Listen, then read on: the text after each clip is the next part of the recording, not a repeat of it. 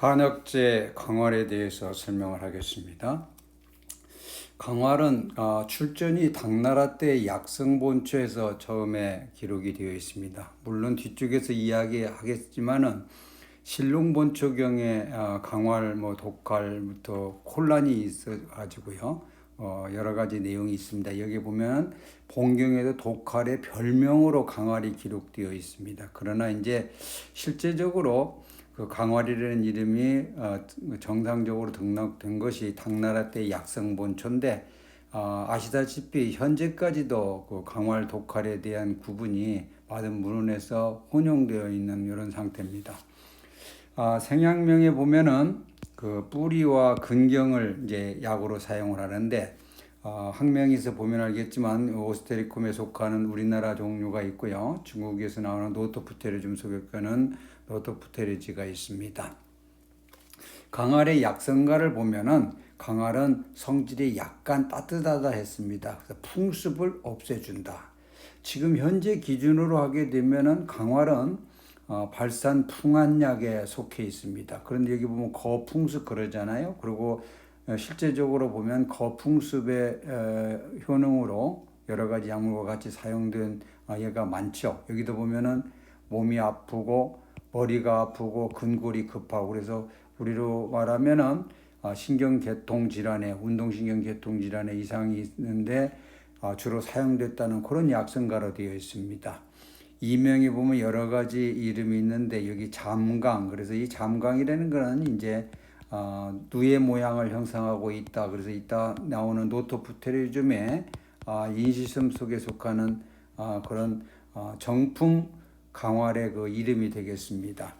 양명의 연유를 보면 여기 있는 내용은 전부 다 명나라 때 본초 강목에서 나온 내용입니다. 당나라 때 약성 본초이기 때문에 한참 뒤에도 이와 같이 혼란이 되어 있다는 거예요.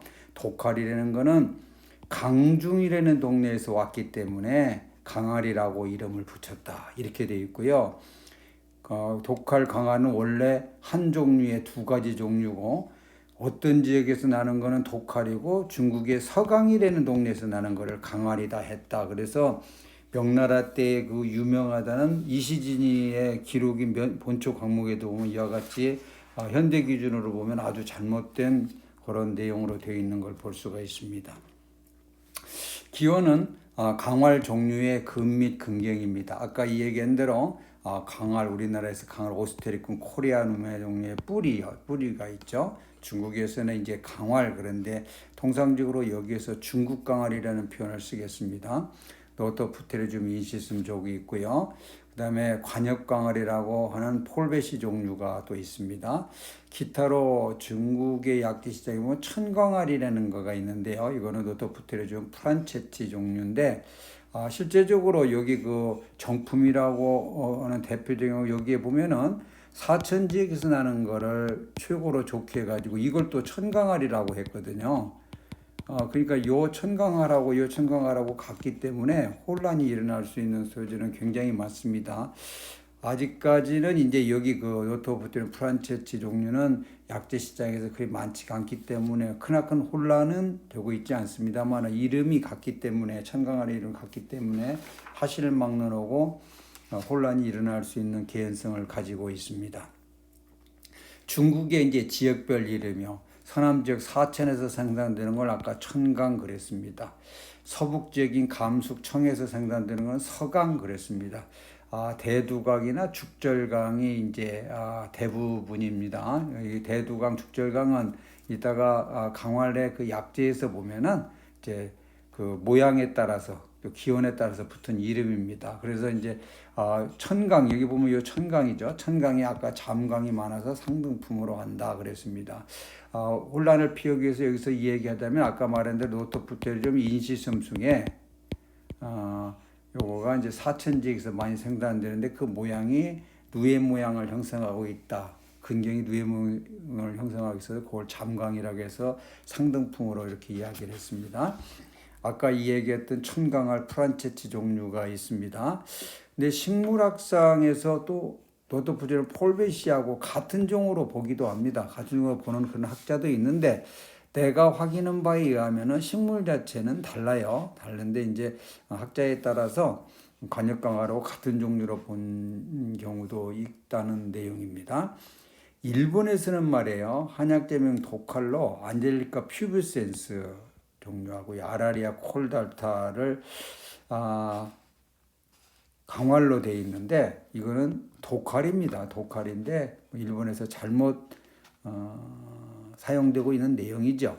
안젤리카 퓨브센스에 보면은 장강활, 건강활, 아레아 콜랄타는 화강활 뭐 이런 이름이 붙어 있으니까요. 그래서 이거를 이제 강활로 사용하고 있는데 실제적으로는 독칼입니다. 독칼입니다. 잘못된 겁니다. 산지 보면은 강활은 오스테리콤 코리아는 한국과 중국에 분포를 합니다. 노토포르체리즘 속에 속하는 건 한국에는 없습니다. 중국의 사천, 청해, 감속, 섬서 등지에서 생산되고 있습니다. 성분 지금까지 밝혀진 성분인데요. 성분은 항상 하는 얘기입니다만 한의 내용을 설명하는데 도움이 되는 내용이면은 성분이 이제 그런 이용할 만한 가치가 있는 거죠.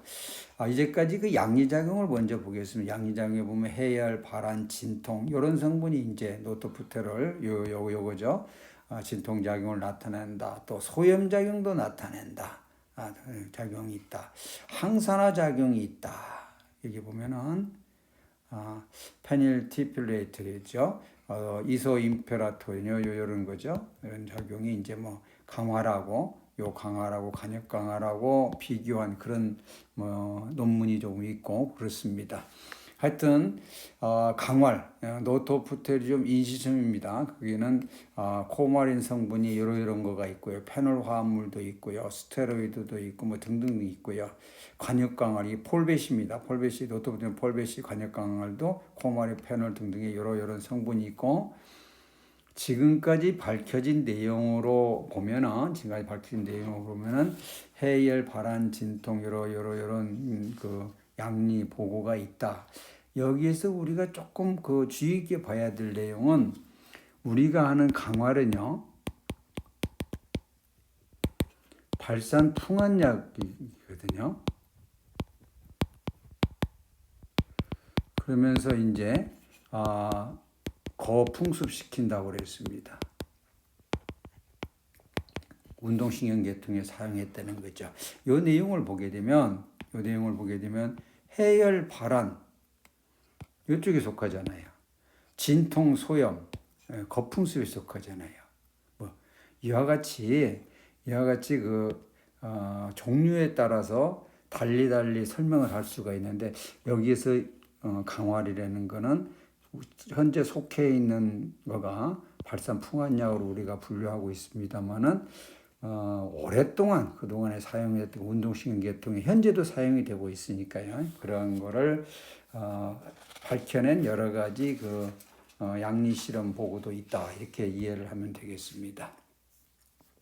한의학적인 효력입니다. 성미는 신고온하다 그랬습니다. 규경은 방광, 간, 신경에 규경합니다. 다시 말합니다만은 강활은 발산 풍한약입니다. 방활산 풍한약에 속합니다. 그래서 효능 주체 보면 산표한 그랬습니다. 이걸 얘기하는 거죠. 근데 바로 위에서 보면 거풍습 이관절. 그래서 여기 주치에 나와 있는 내용이 실제 오랫동안 우리 임상에서 사용되는 그런 기록 아니겠습니까? 이게 보면은 감모, 풍한, 두통, 무한 이 내용에 보게 되면은 산풍한의 감기에 관계된 내용이죠. 풍한습비, 한강, 근거, 골절, 산통, 시절동통 이 내용을 보면은 요거는 운동신경계통에 해당하는 거풍습 이관절에 해당되는 그런 약효를 여기서 이야기를 하고 있는 거죠.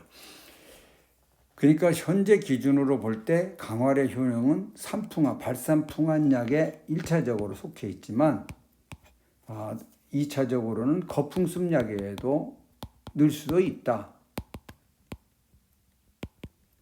따라서 옛날 문헌에 보면은 거풍습약에 강활이 들어있는 경우도 있다. 그 사람은 이거를 대1번으로 봤을 때 그런 상황이 되겠죠. 현재의 기준으로 하면 발산풍한약에 속하는 거고 거풍습 이 관절에 대한 건 보조 효능을 가지고 있다. 이렇게 이해를 하면 되겠습니다. 발산풍환에 관계된 내용입니다. 여기 보면 풍한 감모로 인해서 감기로 인해서 오한발열, 두통, 진열, 정통, 동통이 나타날 때 대표적으로 임상에서 많이 사용하는 구미강알탕이 있죠. 구미강알탕. 감기 걸렸을 때 전신통이 나타나고 할 때 저는 그 구미강알탕에 보게 되면은 여기 강활이 주된 약이죠. 그리고 9가지 전체 약재가 이제 구성이 되겠죠. 여기 보면은 백지 있고요. 방풍이 있고요. 세신이 있고요. 요 네 가지가 벌써 요 네 가지가 발산풍환약에 속합니다. 발산풍환약에 속합니다. 천궁은요. 활렬 거약에 속하지만은 실제적으로 그 두통에 제두통,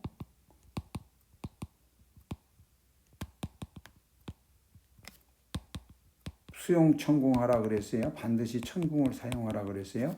천궁. 그래서 아까 감풍 천궁이 사용해 여기 두통이 있지 않습니까? 사용이 됐죠. 생지황 창출 황금으로 가게 되면 특히 여기서 생지황하고 황금은 성질이 차잖아요. 이 따뜻한 성질의 약에 대한 반자의 개념입니다. 하여튼 전체적으로 보면 구미강알탕이 보면은 이 발산풍환 땀으로 해서 어떤 병사를 없애는데 주된 약물로 구성된 처방이 구미강알탕이라는 거예요. 그런데 이거하고 영 반대인 발산풍혈약과 배합해서 풍혈증에도 치료가 된다. 그래서 처방이 보면 강방박하탕이 있는데 이 처방을 보면은 강활 있죠.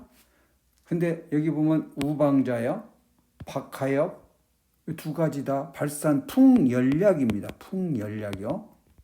열을 없애는 발산풍열약이에요. 포공령이요. 청열해독약입니다. 공통점이 있죠. 열입니다. 열. 열에 관계된 약물이 주된 약물로 작용을 했고 거기에 강활이 이제 발산풍열 강활이 들어가서 여기 앞에서부터 다시 보겠습니다. 발산풍열약과 배합돼서 발산풍열약과 배합이 됐잖아요. 풍열의 표증이 편도선 이런 데 사용돼. 그러면 여기서 강활이 하는 역할이 어떤 역할이겠냐? 이걸 우리는 생각을 해야 되죠. 여기 하는 거는 통증 제압 부분입니다. 통증 제압의 주된 목표를 갖고 있는 거죠. 글씨를 좀 적게 했습니다만 산후의 상안에 사용한다. 또 감모로 뇌치연통, 수고족, 걸렘, 구비, 냉기한 증상에 사용한다. 왜 적게 표시했냐면은 강활은요 현대적인 개념으로 보면 강활은 나름대로 독성이 있습니다. 산 후에 임산부에 출산한 후에는 감기 걸렸다 하더라도 강활을 사용하지 않아도 강활을 꼭 사용해야만이 처방이 형성이 된다면 당연히 이걸 써야 되겠지만 이거 아니고도 많은 처방을 사용할 수가 있는데 부담이 되는 강화를 꼭 사용을 해야 되겠냐 그래요. 그래서 내가 적게 썼습니다. 이게 보면 향부자, 자소 등등 해서 출산하고 관계되어 있는 그런 약물로 되어 있잖아요. 거기 강활이 사용된 예가 있더라. 감기가 걸렸는데요. 뇌치연통, 수족골렘, 구비냉기 이 내용만 보더라도요. 증상이 심상치가 않잖아요. 수족골렘 손발이 그냥 찬 정도가 아니고 골한 겁니다.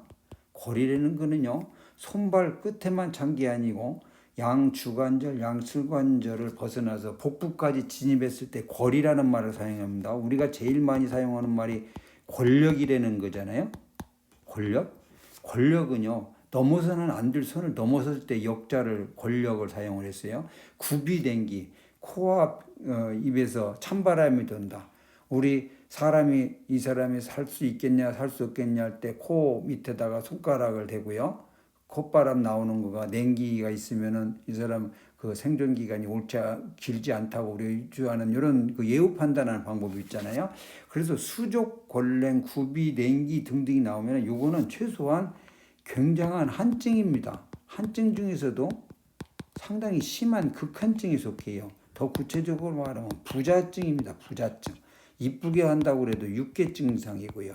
그래서 감모로 요러 뭐 뇌치연통 나오면 대표적으로 뇌치연통에 사용하는 대표적인 그 약물이 세신이잖아요.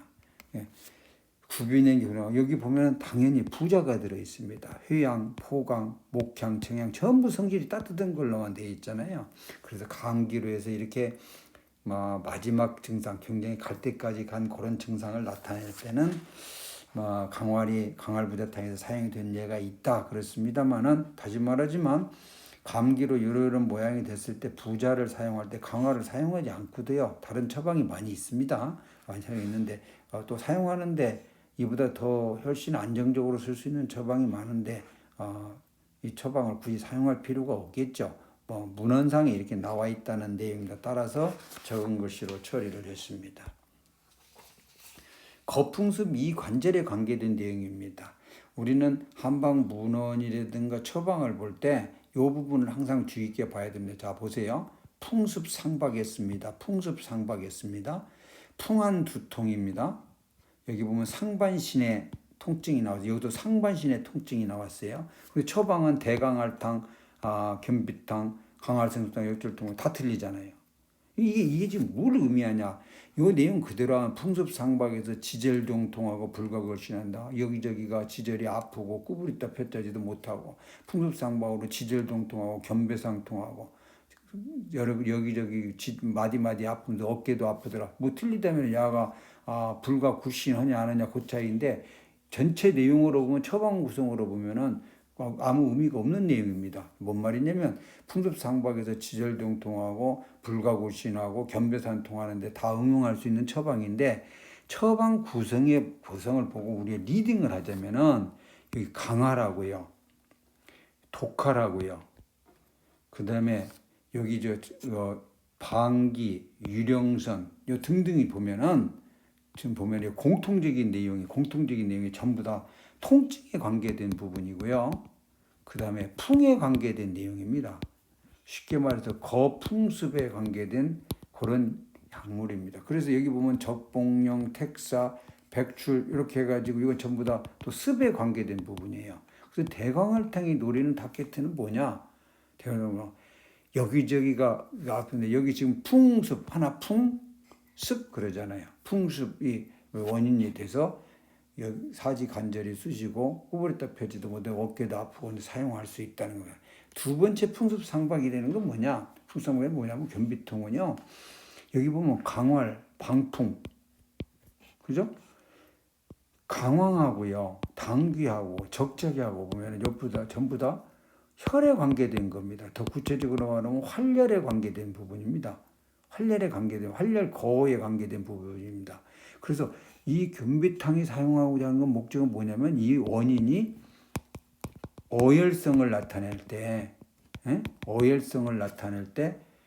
사용을 한다. 어혈성이라는 게 대표적인 거가 야중이죠. 밤에 더 심해지는 증상을 나타낸다거나 풍습상박으로 하여튼 사지관절이 쑤시고 어쩌고 저쩌고 어깨도 아프고 구부리고 펴지도 못하는데 이 사람이 밤만 되면 더 심해되거나 또 어혈성 그 증후를 동반하고 있을 때는 현비탕이라는 걸 사용을 해야 된다. 똑같이 풍습이 상박에서도요.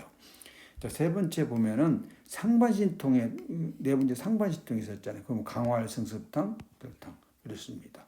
자, 강활 있죠, 방풍 있죠, 고본 있죠, 만인제 전부 다 발산풍한 약입니다. 상반신통에 사용했다. 강활해요. 상반신통에 사용했다. 구체적으로 말하면 고본 만영자는요, 방광경 두통에 사용합니다. 고본은요, 머리 정수리 전정 두통에 사용하는 거고요. 만영자는 이유동통 귀 뒤에 족대양 방광경이 돌 따라 다 지나가는 겁니다. 그럴 때 사용하는 거가 하는데, 강활승습탕은 상반신의 기육풍습 등에 사용한다. 똑같은 상반신인데 역절 통풍방인데 보면 강활 있죠? 당귀 적자격 알겠죠? 요 당귀 적자격하고 같습니다. 어혈성인 경우를 한 거라고, 환기는 기운을 보충해 주는 거잖아요. 보기시키는 거잖아요. 따라서 똑같은 지금 상반신통에 사용한다. 강활승습당 열절 통풍방에서 보면은 이거는 어혈성을 나타내는 거고요. 여기 풍습상에서 약 어혈성을 나타내는 거고, 상대적으로 이거는 상대적으로 보성에 상대적으로 더 실한 경우에 강활승습당을 쓴다면 약간 허증 상태로 진입되려고 그럴 때 역설탑구방을 사용할 수 있다. 이렇게 이야기를 할 수가 있습니다. 사용량은 3에서 15g이고요. 그래서 발산풍환약을요. 발산풍환약을 강화를 발산풍환약으로 할 때 내가 정하기를 발한 진통약이라고 이해를 하면 이해가 빨리 되겠다. 그래서 우리 분류에는 발한약으로 분류가 되죠. 발산풍환약. 또 거풍습이 보조했잖아요. 발한진통. 그러니까 강활에 주된 거는 어떤 거냐? 땀을 내서 타겟가 뭐냐면 통증을 제어하는. 우리가 따뜻하게 하면 통증이 없어지는 것 같습니다. 얘가 맞을지 모르겠습니다만은 목욕탕에 가서 통증이 있을 때 따뜻한 물에 있게 되고 땀을 쭉 내게 되면 통증이 없어지는 것 같은 원리입니다. 기미는 신고온하다 그랬어요. 기미가 아주 강력하다. 발표작용이 강력하다 그랬습니다. 기표에 있는 풍안의 세계를 발산한다. 발안을 통해서 거풍습 이관절한다. 이렇게 이해를 해야만이 광화를 이해라 근골간의 풍습이 제거가 된다. 우리 문헌에 나와 있는 거는 이렇게만 나와 있죠. 이렇게만 나와 있죠. 따라서 이걸 보면은 그 말이 그 말 같은데 앞에다 발안이라는 걸 앞에다 두게 되면 다 이해가 됩니다. 그래서 기표에 있는 풍안의 사계를 발산하는 거가 방광경으로 설명하고, 왜냐하면 방광은 일신지표를 주관하잖아요. 거풍습 이관절에서 근골간의 풍습을 제거하기 때문에 규경이 간신경에 규경한다. 그러면 간죽은 신죽을. 그래서 규경이 보면 방광, 간, 신 이렇게 정리를 할 수가 있는 겁니다. 그 따라서 풍안의 송화는 유관표적으로 둔통, 시통을 겸한 경우에 우리가 사용을 하잖아요. 구미 강할탕이에요. 아까 말한 대로 습을 겸해서 나타나는 여러 모양이 나타나게 되면 거풍, 산안, 승습을 해야 되는데 강할 승습탕 같은 경우를 예를 들어서 설명을 할 수가 있습니다. 두 번째, 근골간의 풍습을 제거해서 풍안습비를 전한 치비의 요약이다. 사실 치비의 요약이면 당연히 거풍습약에 들어가야 되겠죠. 거풍습약인데 거풍습약에 강할이 안 들어있고 발산풍안약에 들어있어 두 번째로 근골간의 풍습을 제거하는 어떤 거냐? 아까 얘기한 대로 발안을 통한 거풍습이라는 거예요. 그렇게 이해를 해야 제대로 설명을 할 수가 있다. 주로 상반신통에 사용한다 그랬어요. 표증이. 하반신통에는 독칼이죠. 독칼은 거풍습약에 속해 있죠. 그래서 강할 독칼이 굉장히 많이 비교가 되고 같이 사용도 되기도 그렇습니다. 상반신통에 강활이 사용된 예를 할 때 상반신 풍안습사가 비교적 중할 때는 이거를 많이 써라 그랬습니다. 그래서 풍사가 편성할 때, 한사가 편성할 때, 습사가 편성할 때, 우리로 말하면 풍비, 한비, 습비 뭐 이렇게 되겠죠. 그래서 거풍, 통나가고 산안지통하고 화습재배하는데 거기에 해당되는 약물, 풍습에 아까 보면 방풍도 사용됐죠. 유령도 들어갔죠. 아까 강황도 들어가는 거 봤죠. 이렇게 한사지통에는 아까 따뜻한 거 부자 사용했죠. 세신도 들어갔죠. 뭐 이렇게 습에 관계된 거는 아까 창출, 방기가 들어갔고 이렇게 등등으로 해서 강활의 활용 범위가 넓어진다. 뭐 그런 내용입니다. 강화를 설명하는 거에 보면은 이런 문장이 나오는데 직상전정하고 행행지비한다. 그래서 본초 정의에서 보면은요 강화라고 독화를 분류하는 내용 중에 강활이 그 기가 더 세다고 되어 있습니다. 그래서 머리 쪽으로 꼭대기로 올라오고 옆으로는 어깨 관절로부터 사지 관절까지 연계된다. 그래서 그 풍통 같은 경우에 수풍 통비한다. 그 풍이 있는 곳을 찾아가지고 통증을 없애주는 역할을 하는데 독칼이는 단지 독칼은 효령을 조금 약하게 발세해요. 통행, 흉복, 요슬이. 우리는 이제 최종적으로 강활은 상지에 독칼은 하지로 이렇게 지금 현재 분류가 이제 사용이 되고 있잖아요. 그러니까 그거를 본초 정의라는 데서 잠깐 그 언급을 하기 시작한 걸 보면 이런 문장을 볼 수가 있습니다. 선비에서 강화는 주로 풍비에 사용을 했습니다. 그래서 발산풍안약의 구미강할탕, 강할승습탕, 대강할탕 뭐 이런 경우가 모두 다 풍사에 의한 질환에 응용했다. 풍사에 의한 질환입니다. 발안을 이용해서 2차적으로 발안을 통해서 이 말을 빼고서 모든 문안에 수종과 창양종독이 응용됐다. 창양종독에 응용이 된 예가 이렇게 나오는데 수종에 사용된 예를요. 수종에 어떻게 사용했냐? 수종이 있을 때 몸에 부기가 있을 때 이걸 없애는 방법은 많이 있겠죠. 소변을 많이 나오게 하는 방법도 있고 대변으로 빼내는 방법도 있고. 그런데 강활은 어떻게 수종을 없앤다는 거냐? 옆에 발안이 되는 포인트를 땀을 통해서 부종을 없앤다. 땀을 통해서 어떤 해독을 통해서 이렇게 이해를 하면 됩니다. 그래서 처방에 보면은 발안을 통한 소풍투표로 수종중 양수에 응용했다. 우리 문장에 이렇게 표현이 되어 있습니다. 문장이 되어 있는데 양수에 응용된다. 초기 부종에 사용된다. 편신수종하고 이변분리한 양수증에 모든 약과 배합해서 재생방에 소착음이라는 처방을 하니 착자가 뜰을 착자잖아요. 뜰른다는 말이에요.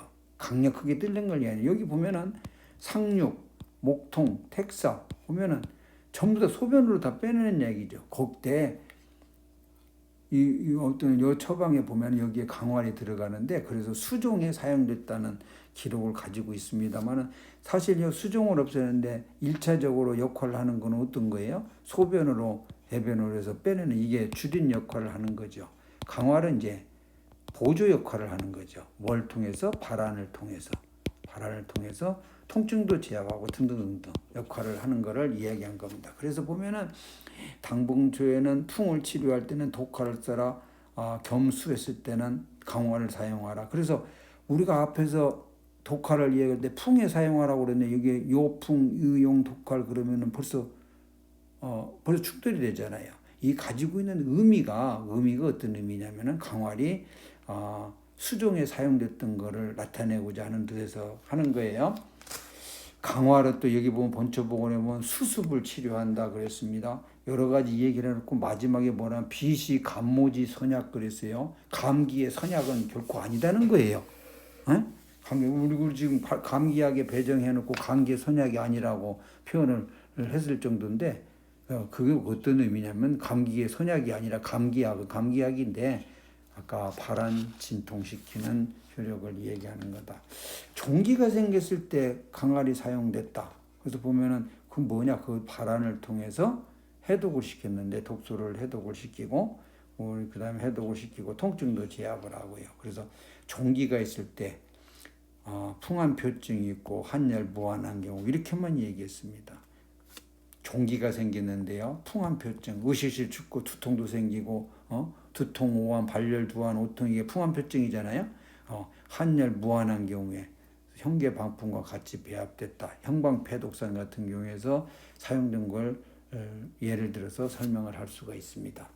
다시 말해서 강활이 가지고 있는 수종이라든가 종기에 사용된 것은 앞에 거에 대한 그 보조 역할인데 당연히 강활이 처방에서도 보조 역할을 한다. 그런 내용입니다.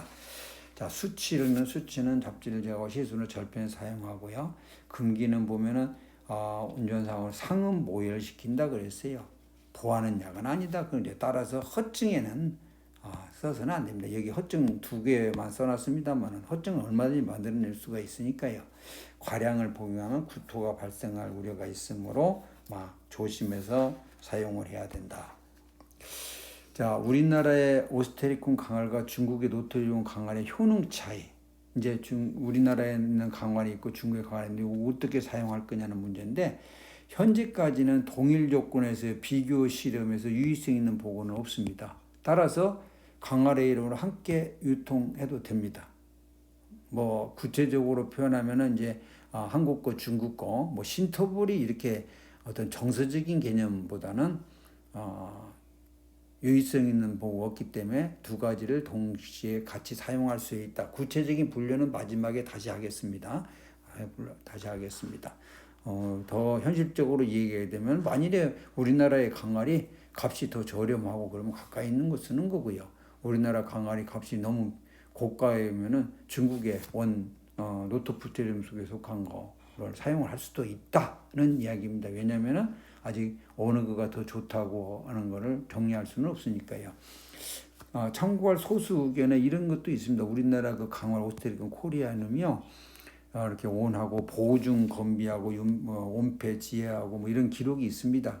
이를 기준으로 하면은 우리나라 강활이 상대적으로 허증에 응용될 수 있다는 설명이 됩니다. 아직까지는 뭐 이렇게 확실히 정할 수 있는 객관적인 근거는 없습니다. 향후에 진행된 실험 결과가 만일에 이것과 일치된다면 그때는 오스테리콘 강화라고 노스테리콘 강화를 효능상 구분이 그때는 가능하겠죠. 현대는 가능하지가 않습니다. 한국산 강알에 북강알이 있고 남강알이 있습니다. 북강알은요 똑같은 종류를 이거를 노두 번식을 시키게 되면요 번식시킬 때 노두 번식을 시키면 북강알이 되고요 종자로 번식시키면 남강알이 됩니다. 그래서 북강알하고 남강알이 약재 시장에 두 개가 같이 유통이 되는데 최근에는 거의 대부분이 남강알만 유통이 됩니다. 근데 얼마 전까지만 해도 북강알, 남강알인데 북강알이 훨씬 값도 비싸고 한방 임상가에서 효능이 더 좋다고 해서 사용이 되어 왔어요. 그런데 왜 지금 남강알이 주를 이루고 있냐? 도수번식은 재배 기술상에 굉장히 고도의 기술이 필요합니다. 그리고 그렇게 아무르면 노두번식 시키는 것보다 종자번식 시키는 거가 그 재배 방법이 낫겠죠. 훨씬 더 수월하겠죠. 그러다 보니까는 최근에는 북강화를 재배하는 사람들이 거의 많지가 않습니다. 옛날같이 많지가 않습니다. 그래서 여기에 대한 걸 끊임없이 이제 두 종류를 어떻게 볼 거냐고 하는 논문 결과 보고가 좀 있는데 이 중에 보면은 강활류 한약재 유전자를 분석해 보니까 북강화하고 남강화는 뭐 같은 거더라는 거죠. 남강화는 경희대학교 석사 논문에 2003년도에 나와 있는 내용입니다. 이게 보면 남강화는 종자로 북강화는 종근 노두 번식하는 거. 또 연구에 의하면 그 EN 기수에서 배수체된 거기 때문에 특별한 의미가 없다.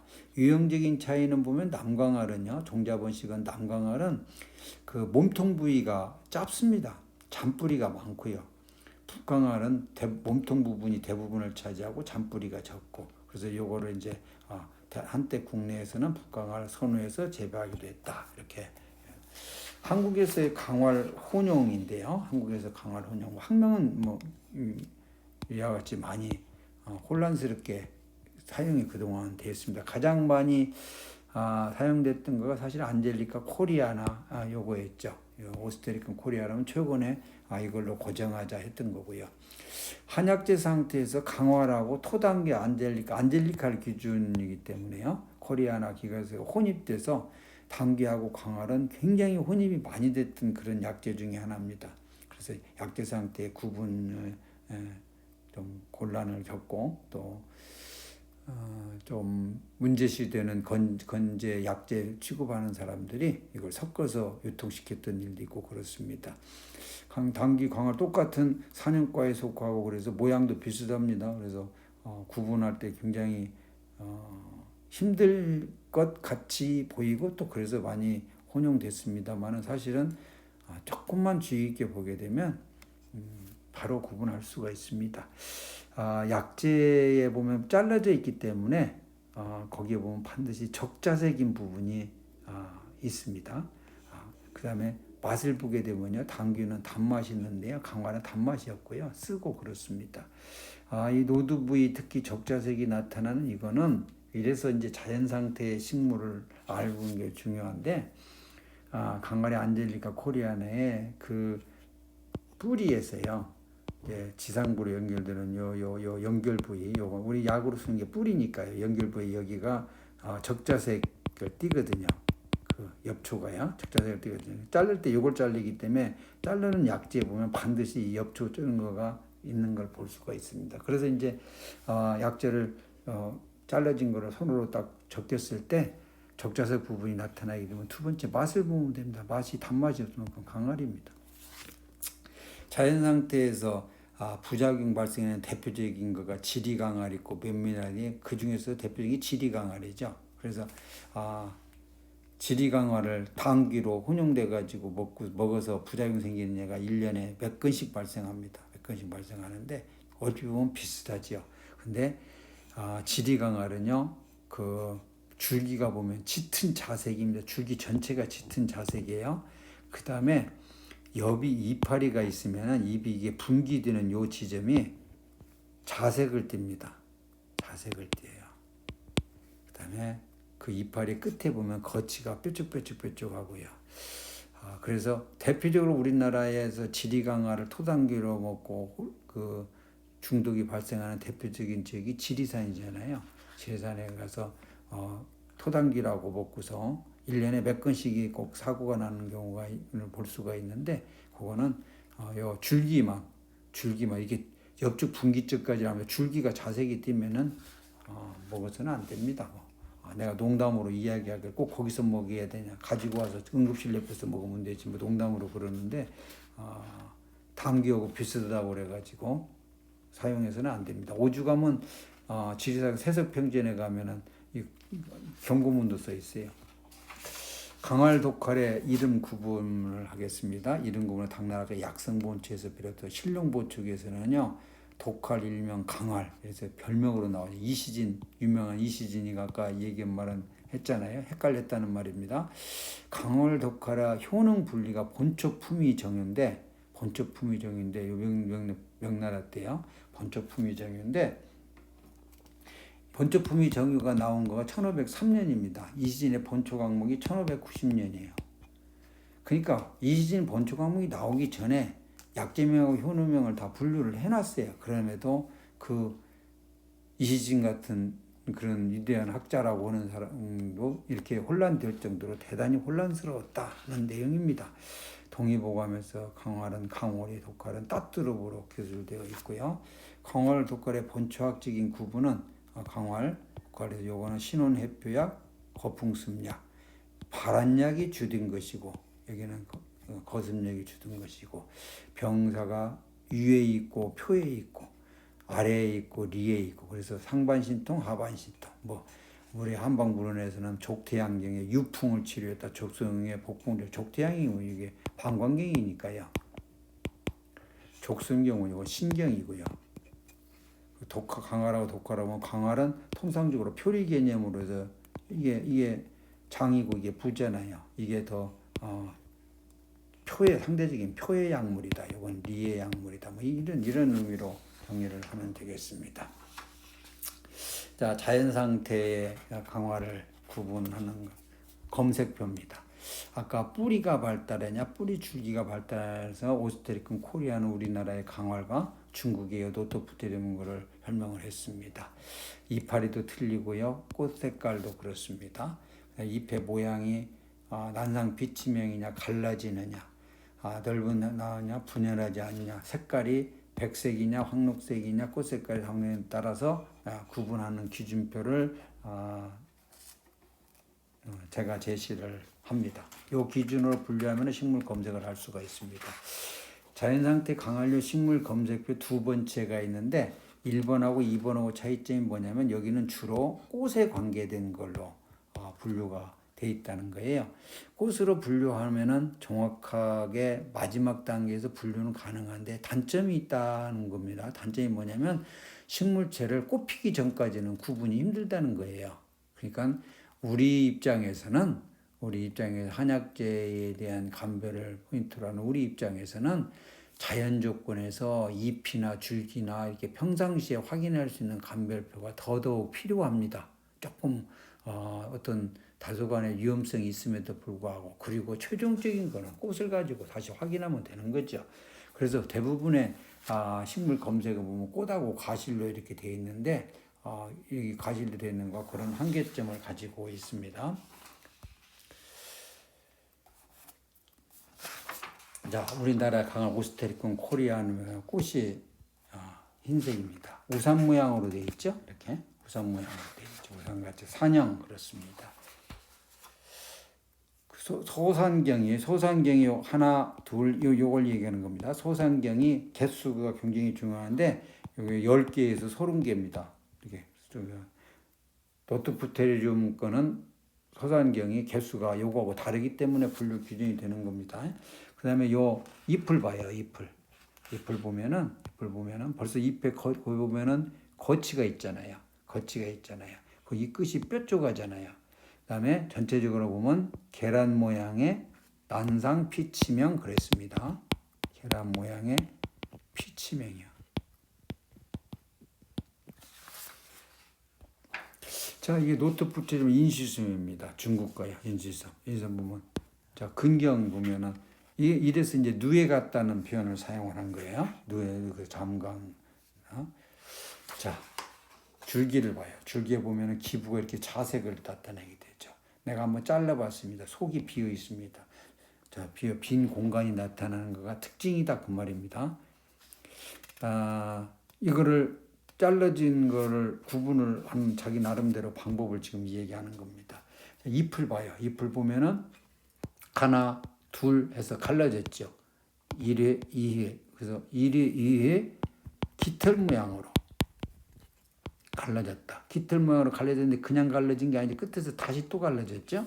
갈라졌다. 그래서 이걸 표현하는 거가 심렬했다 그랬습니다. 전체적인 모양을 봐요. 계란 모양이잖아요. 피치맹이고요. 자, 꽃 색깔이 보면은요, 백색입니다. 여기 보면은 백색입니까? 노란색이죠? 자, 이거를요, 내가 이걸 구분할 때 처음에 나도 혼란스러웠던 부분인데, 꽃은 백색입니다. 이 노란색으로 보이는 것은 전부 다 꽃받침입니다. 꽃받침. 꽃받침 안에 있는 꽃은 흰색입니다. 여기 보면 하얗게 보이는 겁니다. 그냥 요거를 확대하면은 파악을 할 수가 있는데, 그래서 백색을 확인하면 됩니다. 이따가 나오는 노트부테리움 폴베시는 흰색이 전혀 없습니다. 자, 이렇습니다. 근데 이제 열매가 있잖아요. 열매가 보면 6개 깃털이 있다 그랬잖아요. 그래서 씌워 보면은 6개가 됩니다. 6개, 하나, 둘, 셋, 넷, 뾰족뾰족 6개 한다. 자, 이게 폴벳입니다. 관엽강을. 이파리가 넓기 때문에 넓을 간자 관엽이라고 했겠죠. 관엽강을. 이파리가 넓은 건 이따 저쪽에 하는데 색깔이 꽃이 전부 다 노랗습니다. 자, 약간 줄기가 약간 자색을 띠어요. 자, 잎이 보면은 장원상 난영 그랬습니다. 끝이 아까는 갈라지는가 갈라지다 말했잖아요. 분열을 거의 하지 않습니다. 그래서 이 잎을 보고 넓다 그래서 관엽이라는 말을 사용을 한 겁니다. 관엽이라는 말, 관엽강하여 학명으로는 폴벳입니다만은 자, 꽃 봐요. 노란색이죠. 더 정확히 말하면 사실은 다망색입니다. 열매 봐요. 열매 보면 여기도 세보면은 열매 보면 전부 다 여섯 들 모양으로 갈라집니다. 이 프란체치입니다. 이 내용이 보면은 사실은 프란체치는 이 내용이 보면은 아까 원 노트북의 인시섬하고요 비슷합니다. 그런데 아까 어떤 학자들 중에는 이게 폴베시 종류로 같이 보는 경우도 있다고 그랬잖아요. 그건 학자가 자기 보는 관점인데 아주 리얼하게 표현하면은 그 학자가 천강활 이 폴베시를 샘플 채취를 잘못했을 수도 있습니다. 내가 샘플 채취를 폴베시라고 채취한 거가 이거가 잘못될 수도 있습니다. 근데 요거 내가 채취한 요걸 기준으로 하게 되면 요건 인시섬에 더 가깝습니다. 냉정히 말하면 인시섬에 가깝습니다. 각자 그러듯이 자기가 분류한 개념이 맞다고 하자면 내가 분류한 개념으로 이게 프란체치가 맞습니다. 자, 천강 아래 그 잎을 확대를 했습니다. 잎을 함께 꽃 봐요. 꽃이 황록색입니다. 자, 이걸 기준으로 해가지고 아까 했던 검색표를 다시 한번 보겠어요. 우리나라의 강화는요. 뿌리가 발달됐고 뿌리 줄기가 발달됐고 잎이 난상 타원형의 꽃이 백색이고 그렇게 아까 우산 모양으로 백색이 했잖아요. 그 다음에 노트부테리움 속에 속하는 이 종류에 보니까 난상 피치맹이냐 장원상 난영이냐 분열하냐 분열하지 않냐 꽃 색깔이 백색이냐 황록색이냐 다황색이냐 산경이 10에서 15개냐 20개냐 이렇게 하고 구분을 하면은 구분으로 검색을 할 수가 있다는 겁니다. 하나를 더 만들어 봤습니다. 이거 이제 여기에 대한 내용으로 보면은요, 총포편을 기준으로 해서 하면은 이렇게 만들 수도 있습니다. 나머지 내용은 아까하고 비슷합니다. 백색이냐, 시메리냐 같습니다. 자, 약재 형태의 감별 기준을 설명을 하겠습니다. 한약재의 그 약재 상태의 강활은 두 종류가 있다고 그랬습니다. 노두번식한 북강활이 있고 종자번식한 남강활이 있고요. 노트부의 인시수면은 누에 모양인 잠강이 있고요. 긴 마디 대나무의 축절강이 있고요. 관엽강활은 보면은 그 근경이 아주 부풀지 않고 잔뿌리로만 되어 있는 조강이 있고요. 근경이 아주 팽대한 대두강이 있고 그렇습니다. 쉽게 말해서 약재시장에서 잠강, 축절강, 조강, 대두강 이렇게 등이 되는데 잠강하고 축절강은 요 인시섬 소속이고 조강하고 대두강은 폴베시 소속이다. 이렇게 이해를 하면 되겠습니다. 여기에 대한 이제 약재 상대의 검색표입니다. 아까 야경 부위가 뿌리냐, 뿌리 줄기냐로 하고요. 누에 모양을 나타내면은 인시섬이고요. 근데 누에 모양 아니고 두부가 비대되어 있고 어쩌고 하면 관역강활이다. 아까 이 얘기를 했습니다. 근데 여기서 누에 모양만 있었던 게 아니었잖아요. 아까 대나무 마디 모양인 것도 있었잖아요. 여기도 이제 대두강이라는 게 있었고 조강이라는 게 있었고요. 그래서 이제 더 분류를 하자면 이렇게 되는 거죠. 위에 거는 같은데요. 누에 모양은 잠강이 있고 축절 모양은 축절과 똑같습니다. 똑같은 모양에. 그다음에 요거를 갖다가 조강하고 대두강 폴베시를 근경부위가 팽대됐냐 약간 팽대냐 많이 팽대냐 나눴다 하는 거야. 여기에 또 분류하자면 우리나라 경우에는 이제 북강활이 있고 남강활이 있으니까요. 북강활은 아까 근경이 발달됐다고 그랬죠.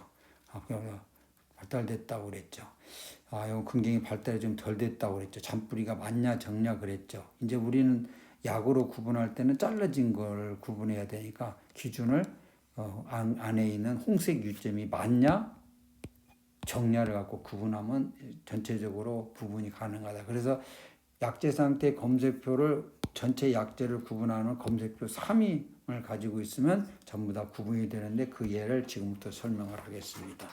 이게 북강활입니다. 북강활에 보면은 몸통 부위는 발달되고 잔뿌리는 적습니다. 잔뿌리는 적습니다. 그다음에 여기 지금 그 조금 잘라진 노출된 부위가 지금 보고 있는데요. 이걸 보게 되면은 이 빨갛빨갛한 부분이 많잖아요. 이게 유점입니다. 유점이 많으면 많을수록 좋은데요. 유점이 많으면 많을수록 좋은데 이게 지금 북강활이 아까 상품이라 그랬잖아요. 상품으로 많이 사용했다면 유점이 많습니다. 이따 뒤쪽에 보는 남강활에 비해서요.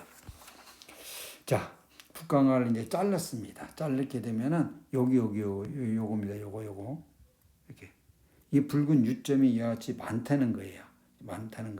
그다음에 이제 여기 단면을 이렇게 보면은 전분잎이 적습니다. 적어요. 전분잎이 적은 거는 약재 상태에서 구분할 때 두 가지 방법입니다. 약재를 손으로 이렇게 한번 손으로 문질리게 되면 여기에 전분질이 있으면 전분질이 노출이 되겠죠.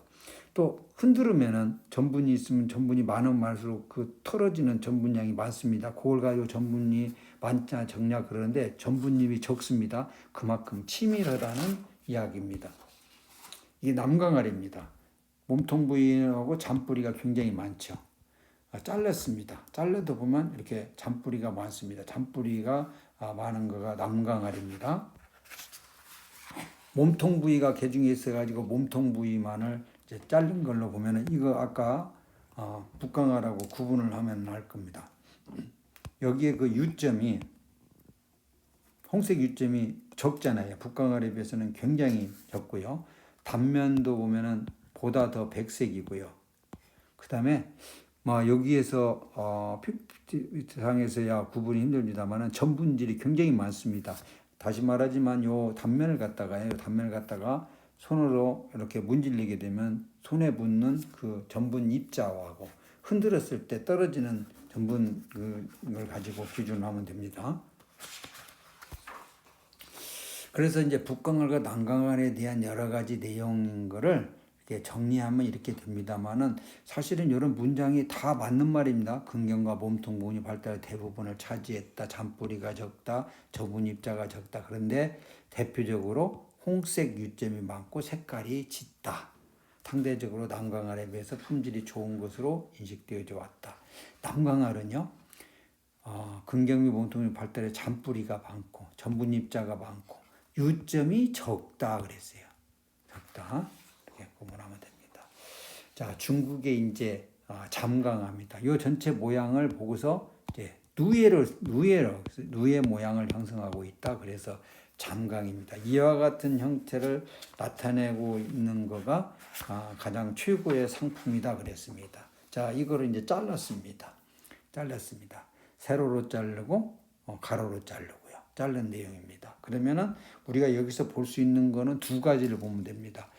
그 겉에 나타나는 요 지금 누의 모양으로 되어 있는 요거가 촘촘하냐 촘촘하지 않냐. 쉽게 말해서 누의 모양을 제대로 형성을 하고 있냐 하고 있지 않냐. 두 번째, 단면에 보면 단면에요. 이런 단면에 나타난 부분이 아까 말하는 그 유점이요. 공식 이름은 주사점입니다. 주사점이라고 얘기합니다. 주사점이 맞냐 졌냐를 가지고 기준합니다. 요건 장강의 정품인데요. 보면 누의 모양으로 와지도 많고요. 그 다음에 주사점이 진합니다. 자, 이거를 이제 확대했습니다. 여기 보면은 옆에를 보게 되면은 촘촘하잖아요.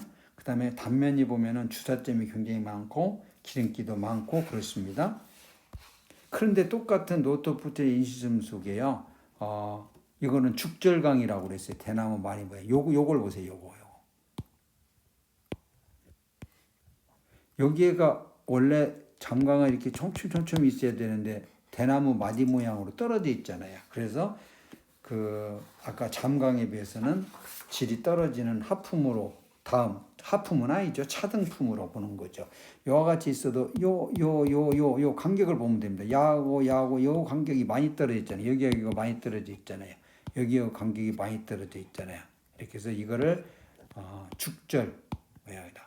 자연스럽게 단면을 보게 되면 단면에 주사점을 봐요. 붉은 점 보면은 아까 잠강에 비해서는 붉지가 않습니다. 이거를 이제 문헌에 나와 있는 내용에 보면 이와 같이 공통사항을 쭉 설명해 다 맞는 내용입니다. 그런데 이 전체 약재에 대한 걸 파악을 하지 못하고 이걸 보게 되면은 아마 이해하기가 힘들 거예요.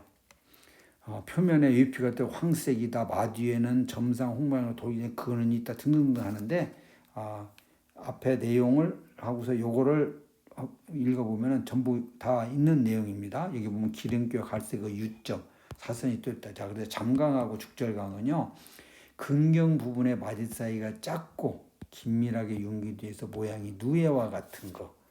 죽절강은 환절이 드물어 가지고 대나무 마디 모양을 형성을 하고 있는 거. 그렇습니다. 자, 대두강으로 넘어가자. 폴베시입니다. 폴베시는 근경이 발달된 걸, 잔뿌리가 있는 걸, 요거를 대두강이라고 했고요. 요 잔뿌리가 많은 걸 조강이라고 했다고 그랬습니다. 조강이라고 했다고 그랬어요. 대두강, 요 근경 부분만을 지금 얘기하는 거죠. 자, 요 대동의 주사점을 보세요. 주사점. 위쪽에 보면은 주사점이 발달되어 있죠. 아래쪽을 봐요. 주사점이 하나도 없어요. 없구나, 아주 적습니다. 그래서 대두강은요, 최종적으로 얘기지만 약재 그 품질에서 강할 품질 중에서 가장 질이 떨어진다고 되어 있습니다. 실제 약재 시장에서도 대두강이 가장 저렴합니다. 저렴한데 그게 왜 그러냐면 주사점과 이런 마디 모양 때문에 일어난 일입니다. 이게 조강입니다. 조강인데 조강을 이렇게 잔뿌리만을 얘기하는 거예요. 여기는 대두강 형성을 안 했잖아요. 잔뿌리만 하고 이 보면은 겉에 유피가 떨어진데 여기를 봐요. 여기 보면은 약간 황색을 나타내기 시작해요. 적색이 아니라 정색이 아니고 황색을 나타낸다. 그러니까 다시 말해서 잠강은요, 죽절강은요, 그 다음에 조강은요,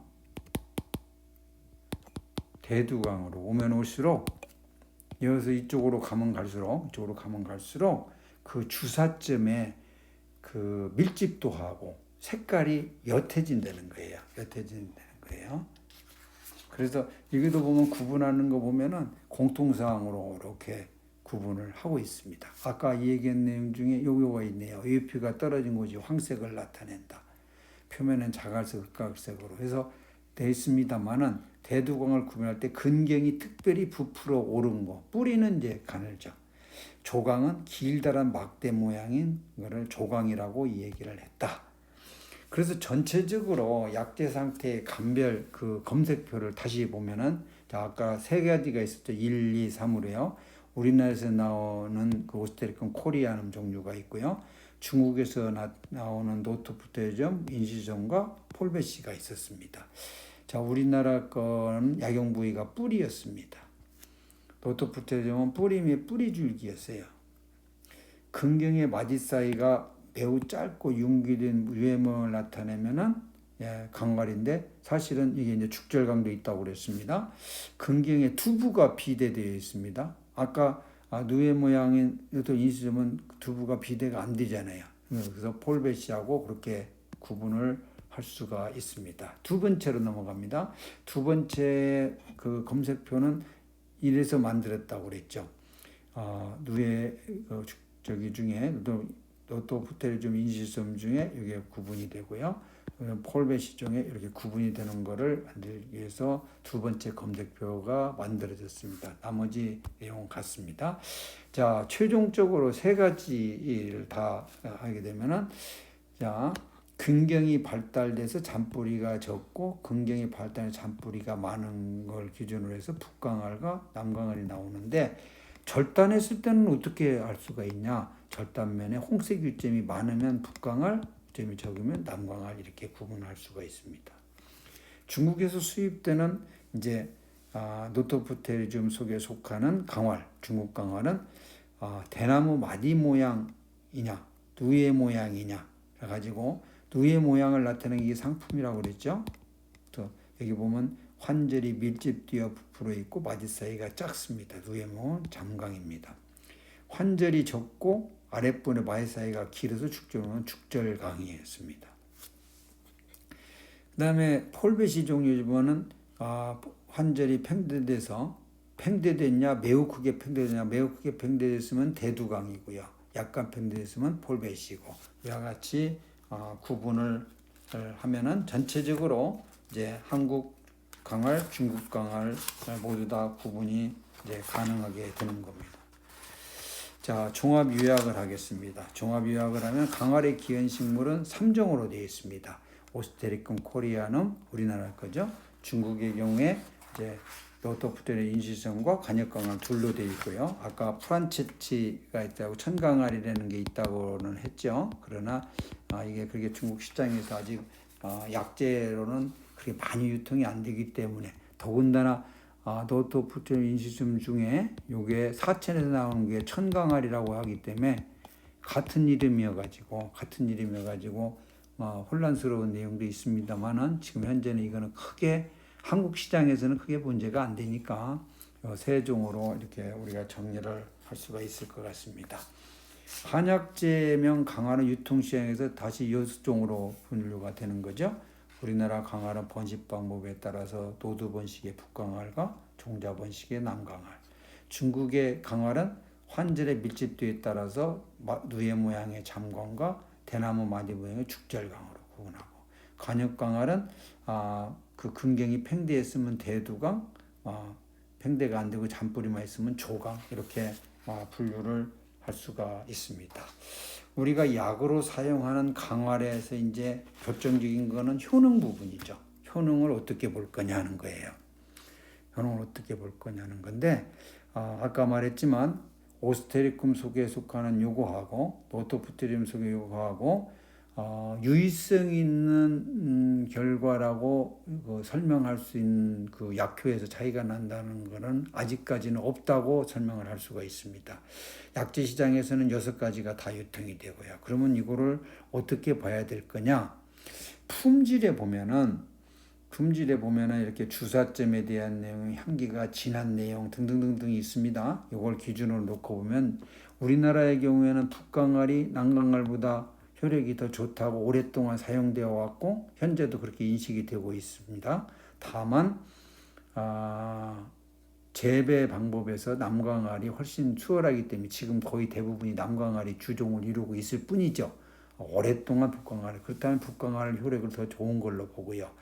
중국 강알 중에서는 잠강을 최고로 치고요. 축절강은 똑같은 이지점 속에서보다 좀 떨어진다고 그랬습니다. 그 다음에 폴베시 종류 중에 조강이 있고 대두강이 있는데 조강이 대두강에 비해서 효력이 더 탁월하다, 더 좋다. 그 근거는 뭐냐면은 여기 주사점 요겁니다. 주사점에 대한 내용이요. 아까 약재 상태에서 보면 그다음에 향기에 관계된 부분입니다. 등등등 해서 이렇게 구분한다면은 요거를 전부 믹사를 하면은 어떻게 할 수가 있냐? 북강알, 남강알은 한국입니다. 북강알하고 중국의 잠강하고는 효력이 같은 정도로 인식하는 게 맞다. 남강알하고 축절강하고 효력이 거의 같다고 인식하는 게 맞다. 그 다음에 조강, 대두강으로 이렇게 인식을 하면 되겠습니다. 그래서 이제 유통되는 약재 중에서 뭐 값이나 또 뭐 신선도 등등은 이제 추가적인 요인이 되겠습니다만은 그런 걸 기준으로 해서 약재를 선택을 하면 되겠습니다. 이상으로 강활에 대한 모든 내용을 마칩니다. 이 내용과 의견을 달리한 거가 있으면은 제 메일로 보내주시면 내가 정리할 거 정리하고 혹시 수정할 부분이 있으면 수정해서 다시 알려주도록 그렇게 하겠습니다.